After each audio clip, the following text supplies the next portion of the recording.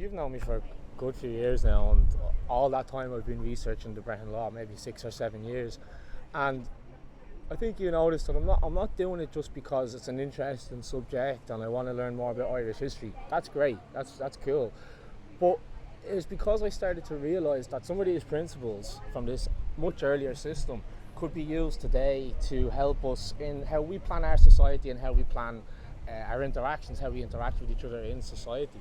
So just give you 3 quick examples of principles that I've come across in the Brehon Law that could be used today or could make a better society if they were used today.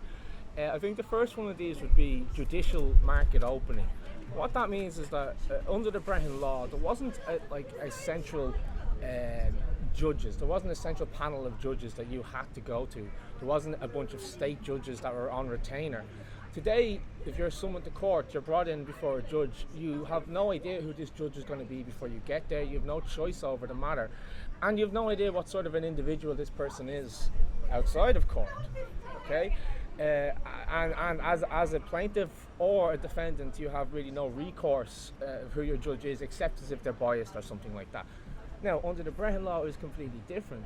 Under the Brehon Law, pretty much anybody could be a judge, I guess. I mean, somebody who you trusted to be impartial and not biased and who had a good understanding of the facts or the matter or the principles around the fact could be asked for their opinion, could be asked for their judgment.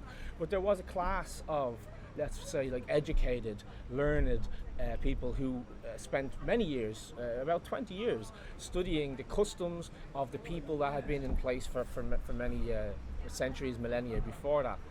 So in the Irish system, if a court case came up, the defendant got to pick who their judge was.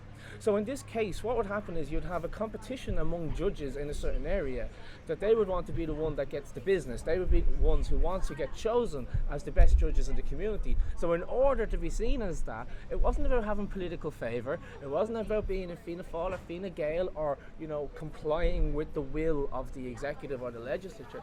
It was all about sticking and staying true to the customs and the principles that were already in place, that the community had decided amongst themselves.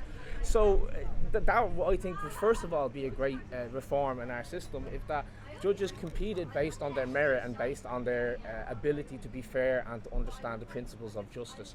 Another principle from the Brehon Law that could help today would be the attitude towards status.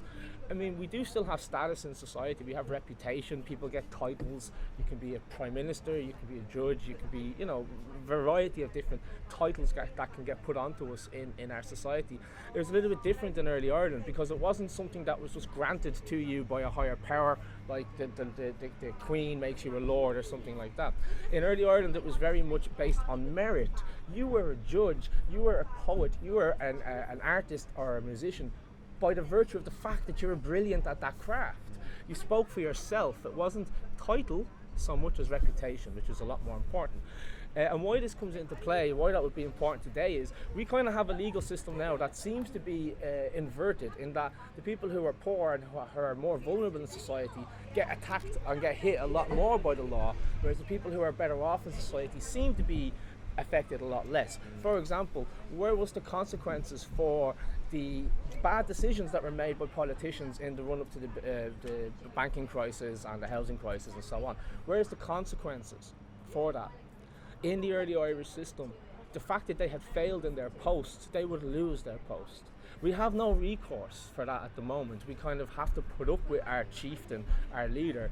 But if he's incompetent, if he's unable to perform to the level that we need him to perform as the chieftain of the Irish people, well, then he should not have that title. So when we have a better attitude towards status, the people in the early Irish system, the higher status you had, the more responsibility and the bigger consequences that would come if you broke the law, because you're expected to know better than the person who is an uneducated farmer. So that could help us today as well. And the third way that is actually, you see this happening today in the legal world, especially in terms of like jurisprudence and journals, legal journals, that a lot of legal thinkers are starting to move towards the benefits of what's called restorative justice. This is the idea that when there is a dispute or a conflict in society, that as a society we should be using our minds, our rationale, to try and find a resolution that is harmonious, that puts the injured party back into the position that they were in before the events took place, and causes the least amount of overall social harm.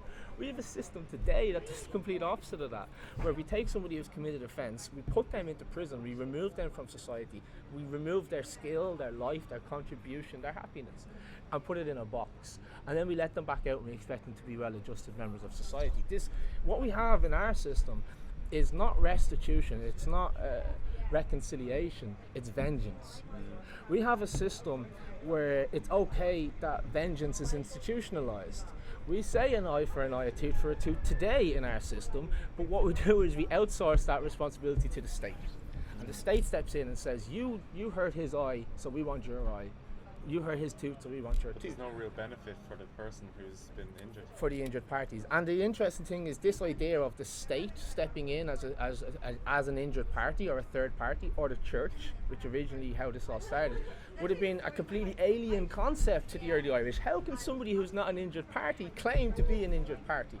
This would have been really alien. So we have, at the moment, we have the state is capitalising on the harm done to other people, by taking the fine, by taking the reconciliation that's due to the victim and keeping it for the state. Because when you harm a citizen, you're not harming the citizen, you're harming the state as a whole. Now, these concepts to me are destructive to peace.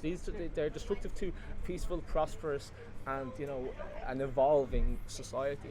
So it's ironic that by looking back to the past, maybe 2,000 or 3,000 years, we can get principles that can guide us today, that we can evolve from this idea of having institutionalized vengeance. We can start to look at crime maybe more as a social illness, more as an economic problem, more as something that we should take a holistic approach to, not something that we should be brushing under the carpet and locking people in prisons for.